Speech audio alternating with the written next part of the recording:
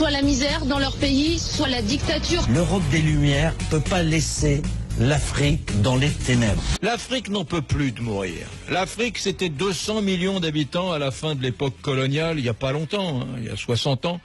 Et c'est aujourd'hui presque 1 milliard. 1 milliard. Vous imaginez, avec cette recrudescence des phénomènes de migration, les populations s'enfuient.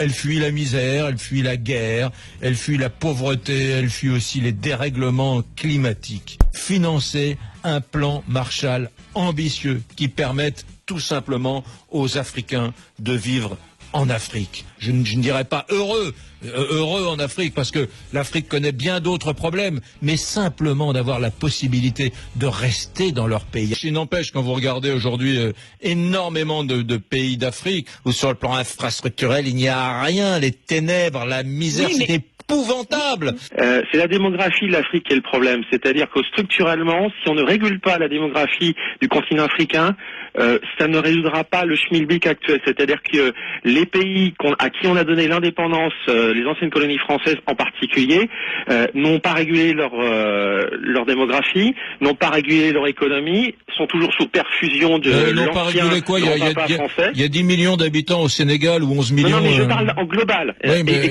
écoutez-moi. Ça veut dire quoi réguler? Je comprends pas ce que ça veut dire réguler la démographie. Et réguler, c'est-à-dire que le problème de l'Afrique, c'est qu'il va y avoir un problème de surpopulation. On est déjà 9 milliards sur Terre, à peu près. On ne pourra pas se permettre d'être beaucoup plus, 15 milliards, 12 milliards, etc. L'Afrique n'est pas capable d'assumer, comme on dit, les nouveau-nés qu'elle engendre, malheureusement. Et qu'est-ce qui se passe? Les gouvernements dans ces pays sont dépassés, n'arrivent pas, comme vous dites, à avoir les infrastructures nécessaires. Elles n'existent pas, même si l'Afrique n'avait pas cette démographie-là aujourd'hui. Aujourd'hui, il n'y a pas d'électricité, il n'y a pas d'eau potable, il n'y a rien, c'est le préambule à tout. Ce que vous ne prenez pas comme le vrai problème de l'Afrique, pour un bon développement durable de l'Afrique, il faut avoir une population qui soit régulée. C'est-à-dire, démographiquement, vous ne pouvez pas avoir dans des familles jusqu'à 10, 15 enfants. Évidemment, c'est des traditions familiales. C'est des siècles qu'il faut casser, comme en Inde pour les castes, dans l'esprit. C'est-à-dire que le gros souci de l'Afrique, il y a beaucoup d'Africains qui sont dans la misère, et il y en a une minorité qui sont parmi les plus riches, et aussi parmi certains dirigeants africains. Le gros souci de l'Afrique, c'est sa démographie. Tant que vous ne régulerez pas la démographie en Afrique en général, les incidents qui ont lieu en Afrique du Sud, c'est pas innocent, hein. Et pourtant, comme vous dites, c'est des Noirs contre des Noirs. Ouais. Mais ça va dégénérer de plus en plus.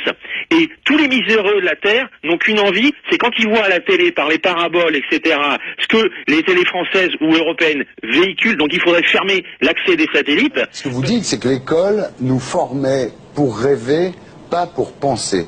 C'est-à-dire qu'en fait, on vous apprend à adorer l'Europe, à adorer l'Occident, mais pas à vivre chez vous. Alors il y a aussi les médias. Vous dites la télévision en Afrique, c'est une usine à rêve. Hein. C'est-à-dire que toute la journée, la télévision vend l'Europe, quoi. Tous les jours, on voit dans des séries télévisées, dans des reportages, dans des documentaires, ce qui se passe ailleurs et ce qui marche, surtout en Europe.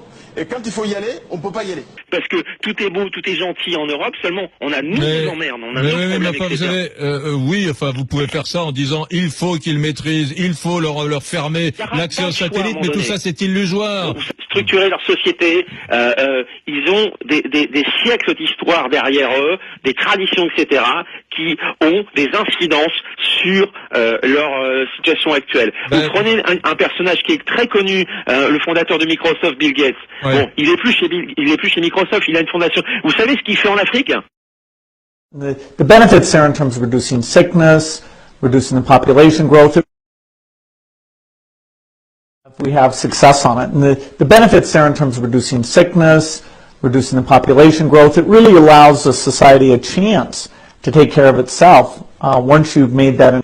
Ouais, ben je sais qu'il agit énormément en Afrique. Oui, mais ces vaccins sont pas innocents. Il l'a dit dans des conférences qui ne sont passées inaperçues. Il a dit si on ne réduit pas de 75% de la population mondiale, on va au désastre. On n'aura plus d'animaux, on n'aura plus d'espace vert, etc. Et quand il va en Afrique, ce qu'il fait à travers ces vaccins, c'est pour apporter un bien-être, mais il le dit clairement, il faut stériliser. C'est tous. Malheureusement, ils le disent. Le groupe Bilderberg et plein d'autres personnes le disent clairement.